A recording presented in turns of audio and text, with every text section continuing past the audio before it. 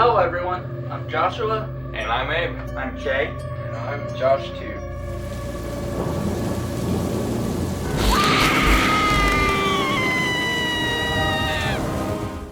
Hello everyone, Joshua Myers here.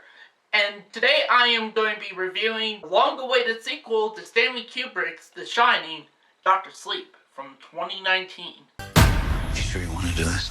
I'm ready.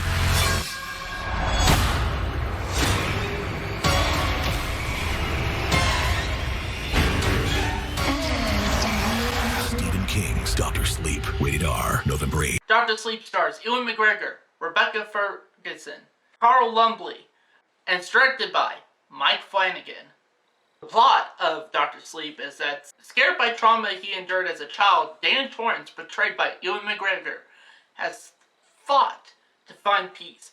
But that peace is shattered when he encounters Abra, a girl with a powerful gift known as the Shine.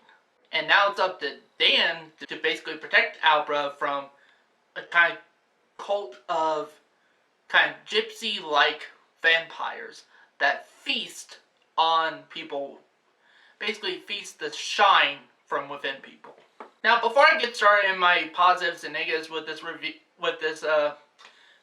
I would like to say I am a big fan of the Stanley Kubrick The Shining film. I've never read the book, unfortunately. And I haven't seen the Stephen King miniseries of The Shining of the same name. That came out in 1997. And when I heard they were doing Dr. Sleep as a movie, I had no idea that there was a sequel book at all of the same name. And when I found that out, I thought that was pretty cool. So now they're doing a movie of this. Now, the biggest question for a lot of people is Mike Flanagan, the director, was going to have it be a lot more faithful to the movie and kind of forget this Stanley Kubrick film, or are they just going to focus on the Stanley Kubrick movie and forget the Stephen King book universe? So, I was kind of curious about that as far as what they would do with this. I mean, the trailers seemed promising. I did like the trailers. I thought the trailers looked pretty good, so I was excited for this movie, and me and Josh were thinking about going to see it in the theater, but for some reason we just decided not to. I don't remember why. So yeah, I don't remember why exactly, so. And I guess we'll just get to my thoughts on this movie.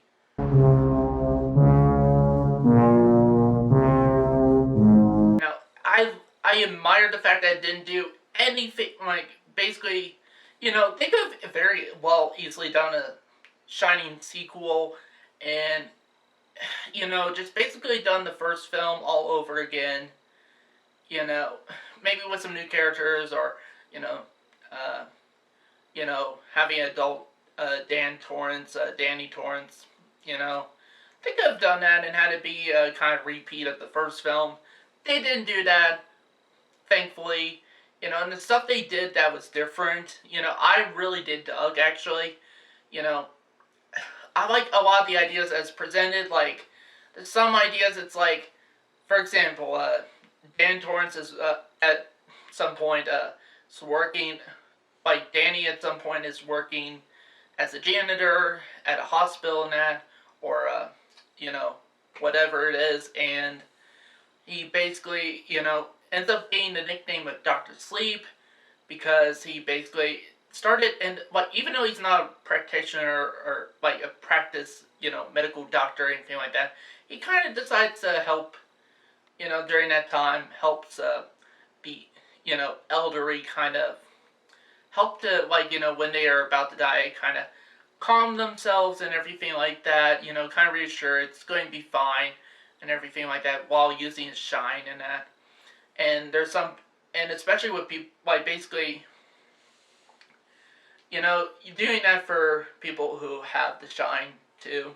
And in fact, one of the cool things about it is that in the movie, when the person passes away with the shine, it's almost as you kind of see some mist or something like that come out of their mouth, and it's almost like their soul is, kind of leaving the body. That, and the effect for that was really great. I really dug that effect. Also, there's other stuff too. I actually dug the antagonist of this, practically the antagonist of this movie, which is, again, a cult of gypsy, vampires that suck the shine out of, people who have it. These empty devils, they'll eat what shines. And they've noticed that little girl. Wow, hi there. And, ends up killing people who have it too. So, it's not they just suck out the shine, but basically kills them too.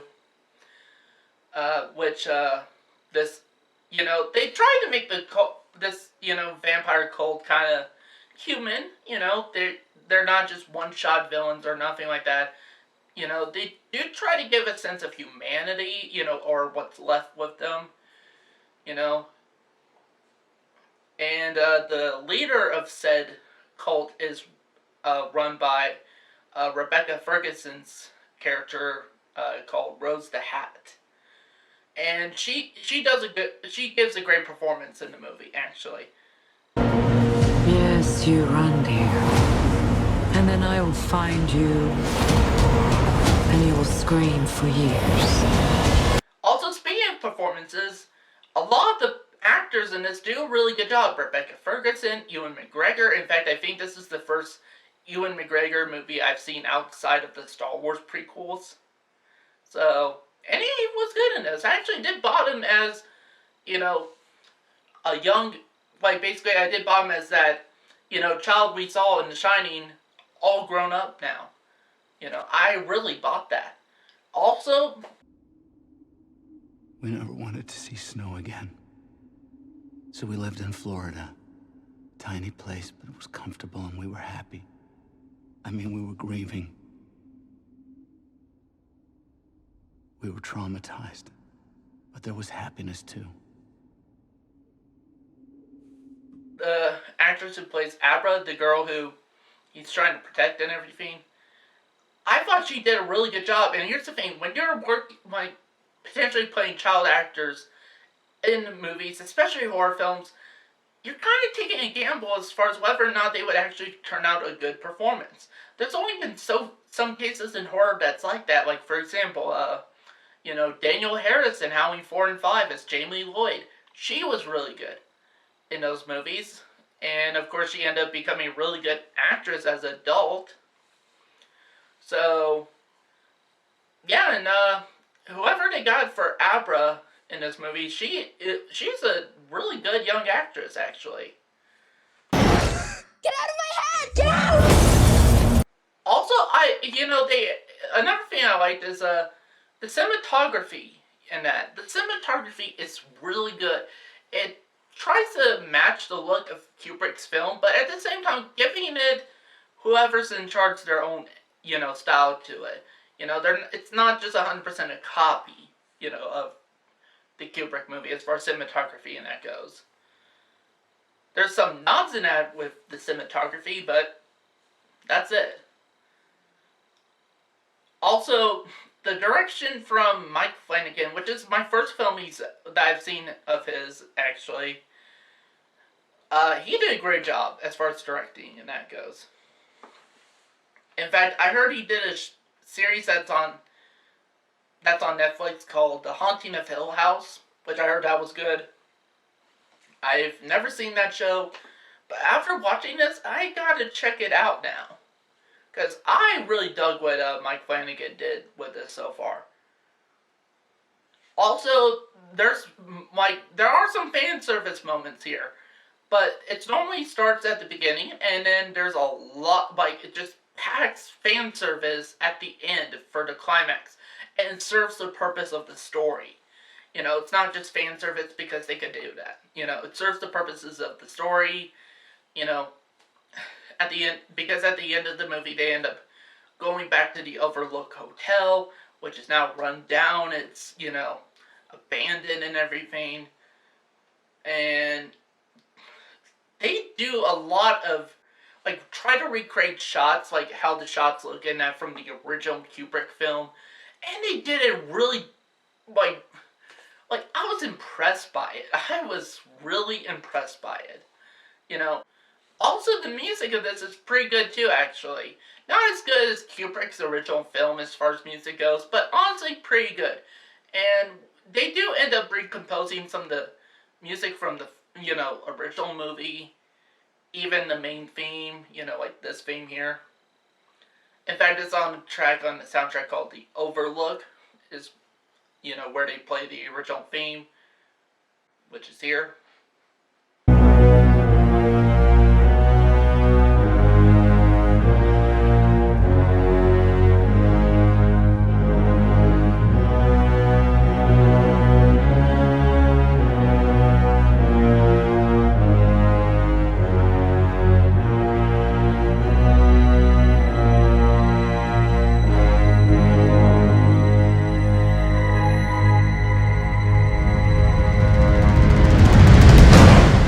Sounds pretty close, doesn't it? Also, the effects are good. You know, I could go on and on about how good a lot of stuff is in this movie. So let's just get to my negatives.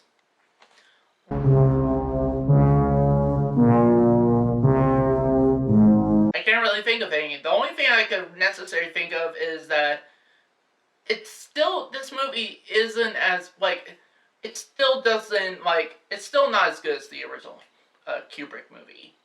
You know, it's not. But it did cut it close, actually, for me. But for me, that's my only negative. So with that said, I'm going to give Dr. Sleep a 4.5 out of 5 stars. Honestly, for me, I really love this movie.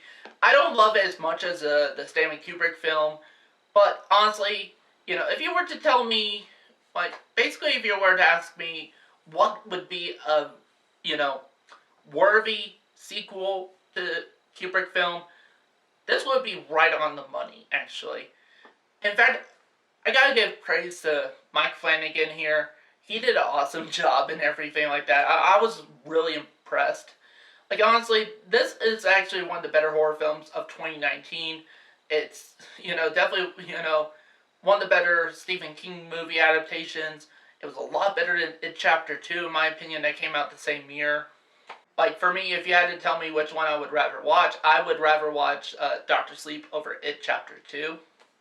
And I did hear in the news that Mike Flanagan actually did pitch ideas to the Wes Craven estate for him to do a Nightmare on Elm Street movie. And honestly, after watching this film, I'm on board with that idea. I'm on board with the idea, you know, idea of Mike Flanagan directing a new Nightmare on Elm Street movie. I'm like, you know, like, I would love that. So that's it for this review. Thank you guys for watching, and it's Dodgy!